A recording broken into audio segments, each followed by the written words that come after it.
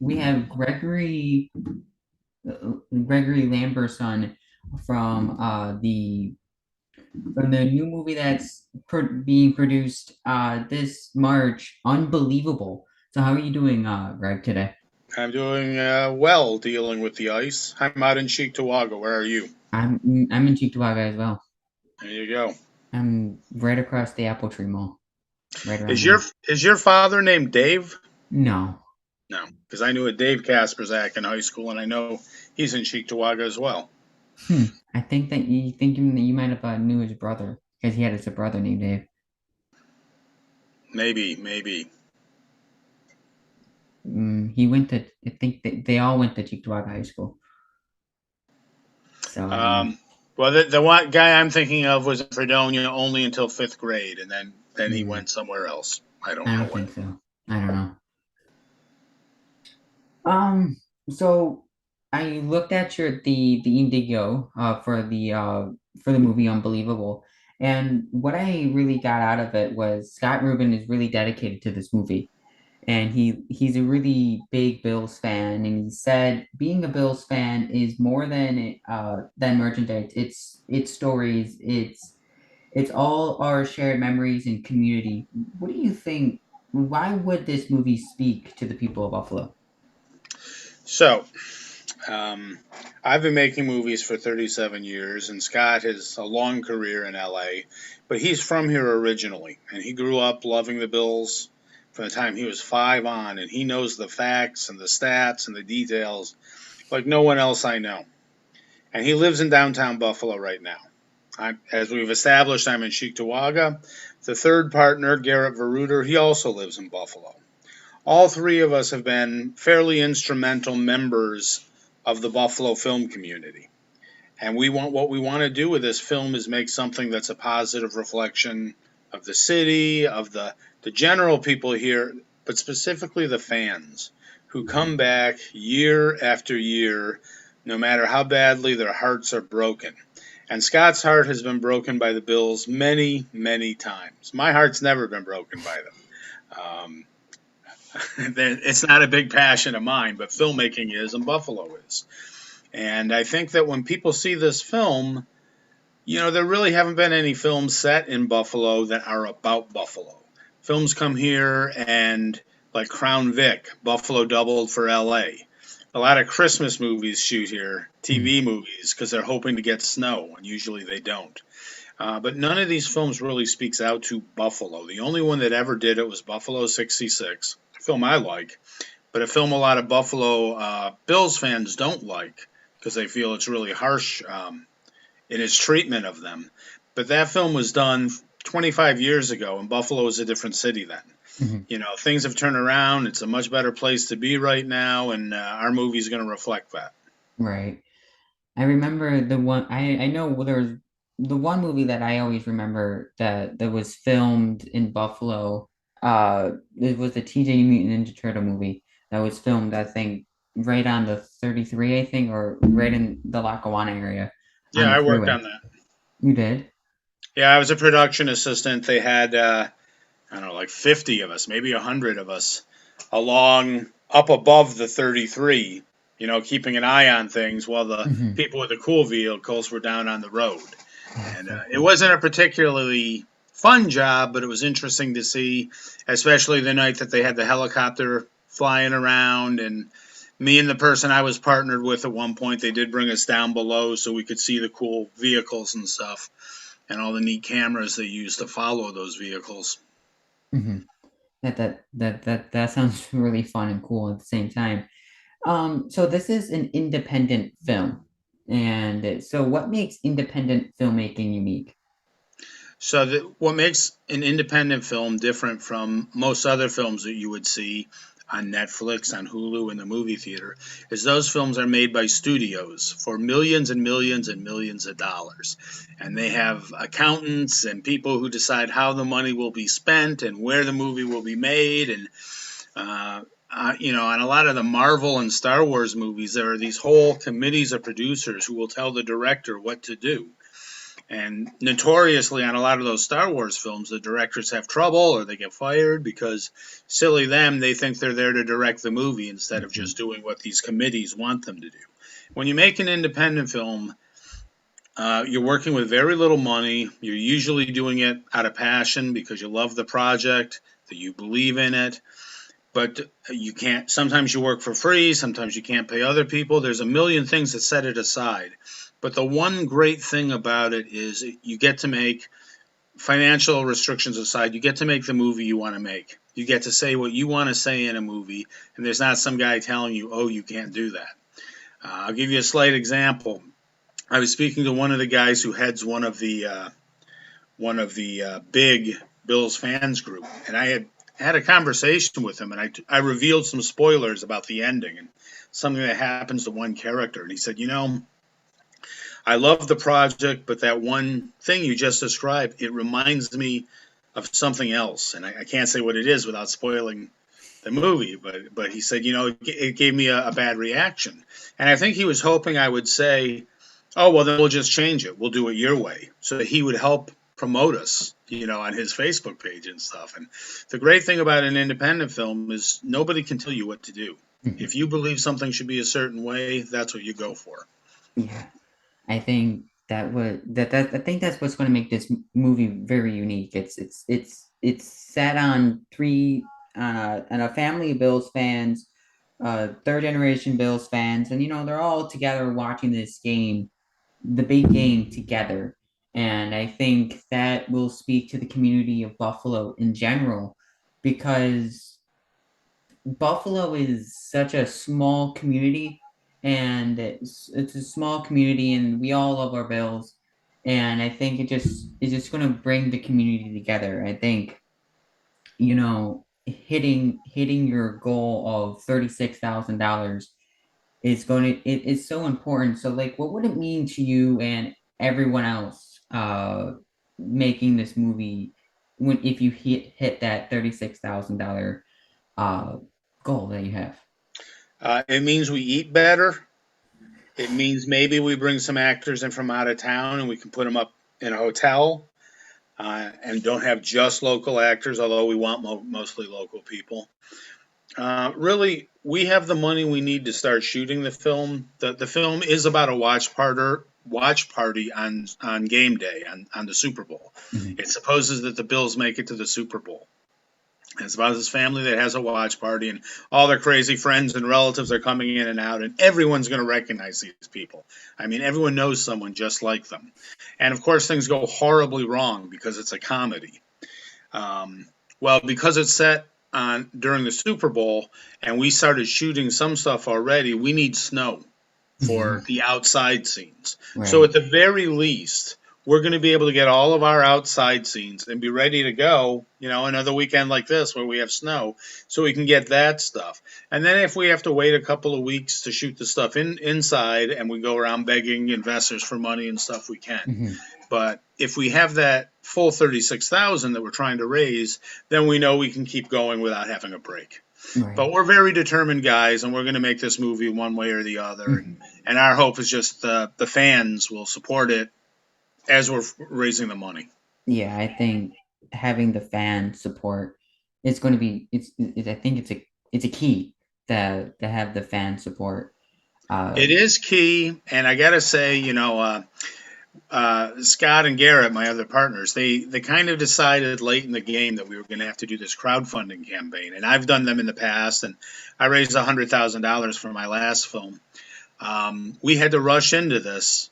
Usually, you take months preparing a mhm, plan like this, and if we had been able to launch maybe 2 weeks earlier, before Demar had his episode, mhm. before the Bills lost, everything would have been different for us because everybody would have been, yeah, contribute to this movie. But instead, and we knew there was a chance that this would happen, and because we're longtime Buffalonians, we knew it probably Mhm. would happen. Of course, they lost, and they lost so badly. I think it was so humiliating and so depressing for the fans that I think everybody just kind of went into a funk, and they're not quite out of that funk yet. So Right. it's hard to get them excited about this movie when they're still thinking about what just happened. That's life. And Right. that things are never perfect. No. Circumstances are never perfect. Agreed. I mean, even though they're still not out of this funk, I think they'll enjoy the movie because it's a comedy movie. I mean, one of my favorite movies are family comedy movies. They're just fun. They're always entertaining to the end. And I think having a guy like Scott Rubin, he did the I think you said the National Lampoon, and he was there for quite a while. I mean, so that has to be another reason why this movie is probably going to have is going to be a little bit is going to be successful because you have a guy like Scott Rubin to direct a movie like this. Absolutely correct. This is the main reason I'm excited to do it. I really only like working on my own films, by which I mean films that I write or direct. But I want to be part of this because Scott and Garrett, number one, they're both great guys. They're co-directing the movie together, even though Scott wrote the screenplay. Scott was at National Lampoon for 10 years, and he did a lot of comedy besides that while he was in LA. He was a professional comedy writer. He wrote gags for comedians. For a while, he was an agent for comedians. He's one of those guys who, when you go out to LA, you have a lot of almost success stories. You Mhm. almost sell this script. This movie almost gets made, but then the studio changes heads and they kill a project. He has a lot of stories like that. But he's genuinely a very funny guy, but also genuinely a guy who knows his bills. Throughout the film, because he plays the backstory is that Scott was going to do a documentary 10 years ago where he Mhm. was going to identify the curse of the Buffalo Bills, and he was going to try and exorcise that curse and get rid of it. Well, he didn't raise the money he needed to make that movie. But over the 10 years, he started writing this one. And in this one, he plays that version of himself, the guy who was making the documentary. Mhm. But in this film, he slowly comes to suspect that he is the curse of the Buffalo Bills. It's his fault that they Mhm. keep losing. And so they show little pieces of the documentary of him talking to the camera throughout the film. And he just really talks about the history of the team. And, people outside Buffalo really don't know this stuff. So when fans watch this movie, they're going to say they got it right. Mhm. These aren't some Hollywood guys who came in, with Hollywood people playing Buffalo Mhm. people. This movie looks like Buffalo. The people sound like Buffalo. They got all the history right. They got Right. the food right, the Mhm. music right. It's just Right. really going to be a good representation of the Mhm. city. It's like it's not going to be one of those Hollywood movie films where they have the plot, they have everything, they're doing this like historical documentary thing, and then they put their own twist on it. Like some of the information is true, and then all of a sudden they put like this random twist on it that kind of makes the movie fall. So this is going to be a true Buffalo film that, and I think the fans will enjoy. I mean, I am excited. I'm excited. I'm like sitting here. I'm excited. I want to watch this film already, but it's but Paul, it's I predict that when this film is made, it's going to have a big premiere and we'll probably show it in local theaters for a few weeks. And then we're going to make it available to the fans, maybe on Vimeo to begin with, just so it's out there during the season, during the coming season. We want people to be able to watch this movie. But I honestly think that this is going to be the kind of movie that the Buffalo Bills fans are going to watch at the start of every season or at the end of every season. yeah. Because, like I said, in this movie, they go all the way. They get to the Super Bowl. So, I mean, maybe that's the fake twist that you were mentioning, but it's sort of an alternate reality where our team makes it all the way to the end, and Mhm. it asks the question: what would happen to the city of Buffalo if they won? Are people going to go nuts and tear the city down, or are they going to be overcome with tears and joy and dancing in the street? Well, we try to answer that. You'll have to see Mhm. the movie to know what we think will happen. So I was also going through some of the film, and some of the stuff on Indigo, and it was like, are you using actual film of people, or is this like all acting? Because I think he was at the stadium once or a couple of times. He was taking pictures of tailgates. Right. So we went. When I say we, I don't mean me. I stayed Mhm. home where it was warm. But Scott and Garrett and a couple of people from our team went down to the stadium for the last two games, and they filmed interview footage with all the Bills Mafia people. The people in the get-ups, families, Dolphins fans who said they would watch the movie. I mean, we're still uploading these videos, and they're very funny and they're very entertaining. But this is sort of additional material. It's not for the film itself. The film is scripted. It has a fictional story. It's all actors. Um, we are, some of the reward perks for people who contribute money is we are letting them talk at the end of the movie during the credits. They can talk about why they're fans and why they're the best fans and stuff like that. But it's definitely a fictional film and not a documentary. Mhm. And National Lampoon, what it means to me, and Scott was not a producer on these films, but he was editing the magazine. National Lampoon to me means Animal House, which is my favorite comedy. It Mhm. means Vacation. It means Van Wilder. And then it means a whole bunch of shitty movies that nobody Mhm. remembers anymore. But it was those comedy classics. And that's sort of the spirit that we want to do this film in and bring that level of comedy to Buffalo. Now, a lot of the fans on Facebook, they've said, oh, just don't be mean. We're not going to be mean. There is a dark edge to the comedy because these are characters who live with defeat every year but Mhm. still come back. But this movie celebrates these people. It makes them Mhm. out to be heroes. And it's really cool. I mean, that is so true, you know. I'm a younger Bills fan, and so I don't remember the all four Super Bowl losses. You know, I wasn't alive during that area, so like, but but living through now, like all these playoff defeats, it's just you start feeling the pain that some of these older fans start to feel. So I think the movie's going to connect with the younger fans, but and also connect with some of the older fans, which I think is going to be great. You know, everyone when watching this movie is going to have some sort of a connection or can make up some sort of personal connection to the story. And I think those are when films do that, that will be some people some of their favorite movies to watch because they can relate to it and they can connect to it. Well, you just nailed it. And the reason that I think Scott made it a family comedy is it has different ages, the characters. There's Scott, he's like 60.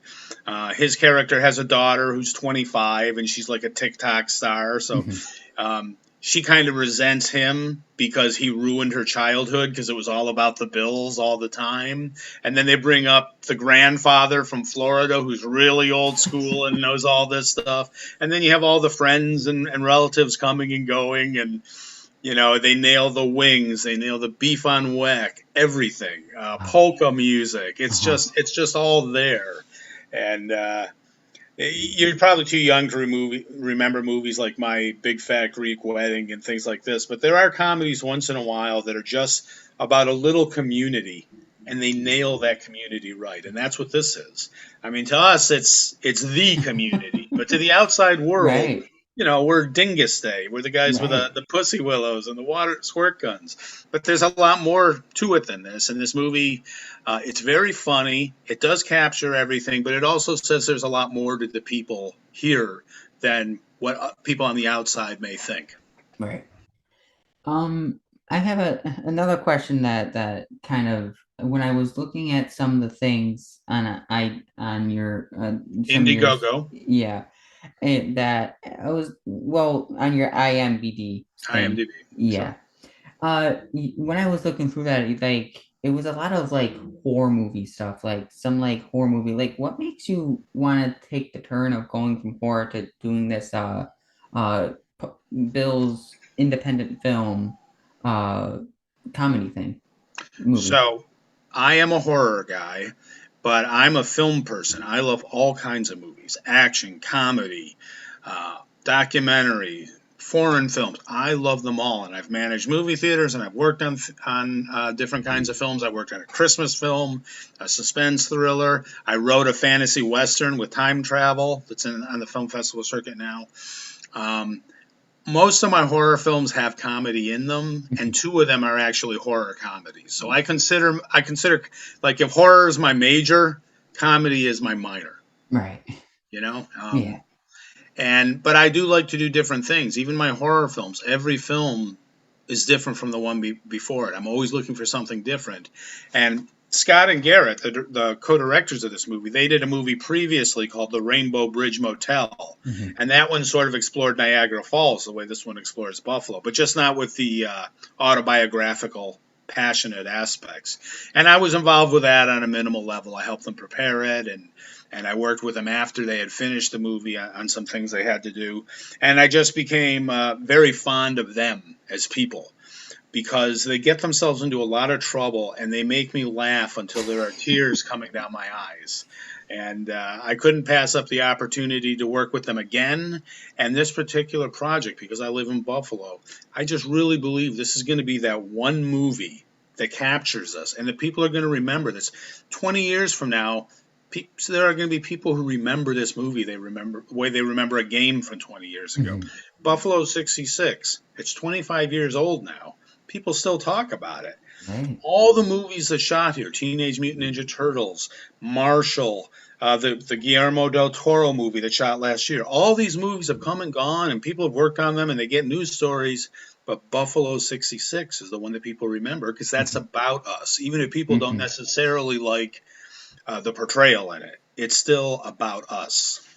Yeah, I think that, like, again, bringing this movie just to just the specific the talk specifically about Buffalo, I think that's what many fans are going to be interested in. Is just it's not a film that's going to have a little piece of Buffalo in it. It's going to be a film that's going to be taken to, it's going to be filmed everywhere in Buffalo.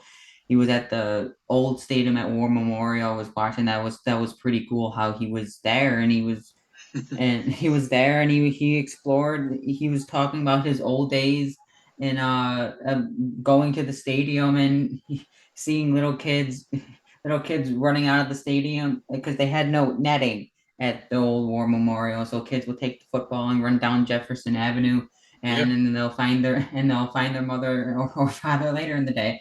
And so I think that's going to bring another cool aspect to the movie. absolutely. And I was there last week. I was there with our visual effects artist and Scott, and we were checking it out because we may have to add snow to one scene where we go there. And we were walking up and down Jefferson Avenue, just a block away from the tops. Mhm. And that calls up another thing. It's been a really rough year for Yeah, Buffalo between the top shooting, of course, the people who died during the storm. yeah. Damar might have been another story like Hmm. that, but there was a happy finish to it. And, comedy heals. Just as somebody who doesn't follow football, like I'm Hmm. the one guy in the team who's not a Bills fan. I've avoided the Bills all my life because I've seen friends and family get depressed. I mean, I Right. see the pattern all the time. I'm like the daughter in the script, Hmm. except that I'm 58 now. So I have I what I one of the things that I learned doing my research into the Bills community, the different fan sites, the pages, the groups, and all this stuff. The one thing that really stood out to me is that it really unites people. And, it doesn't matter who you are, what your background is. When the team is winning, everyone's all in. Hmm. Politics don't matter, race doesn't matter. Agree. None of these things matter. It's just about the love of the game. And that's really impressed me. Now, that being said, once they lost, I noticed a lot of schism. I noticed there were the people who were like, well, I'm still in. I'm ready for next year. Go Bills. And then there were Right. guys who were like, these guys are never going to win, blah, blah. And then they start arguing with each other about, Yep. next season. And I'm just like, just take a little time off. Just relax and then come together again. Right. I was, at this loss wasn't painful. I mean, it was a little bit painful because, I was all invested in was our year, but losing losing to the Chiefs in the divisional round was quite painful. I was sad for like a week and then I got over it. But this one was just like, next year, there's always next year, it just felt like the ending of this season it was fitting because of all the stuff, like you said, that happened, the top shooting, DeMar, the blizzard, just everything that happened. and wasn't a lot of happy. And I think, you know, laughing is always a good cure. Like you can, oh, if you in any way in life, if you're sad or you're in a bad spot, try to laugh. And I think, again, this film is going to bring laughter to people. If they're maybe in a dark spot, they can turn this movie on and, laugh, just laugh a little bit. I think that's absolutely the case. And stop me if I'm wrong, but I'm guessing that you're not middle aged and that the number of losses you've experienced, end of season losses you experienced, are kind of on the lower end of the spectrum. You got a Mhm. long way to go yet Oh yeah. before you can be a jaded, miserable Bills fan once they get out. I used Yeah. to manage the Amherst Theater on Main Street, and Hmm. there used to be a bar next door to it named Right. Bobby McGee's. And there were three guys, alcoholics, who were there every day.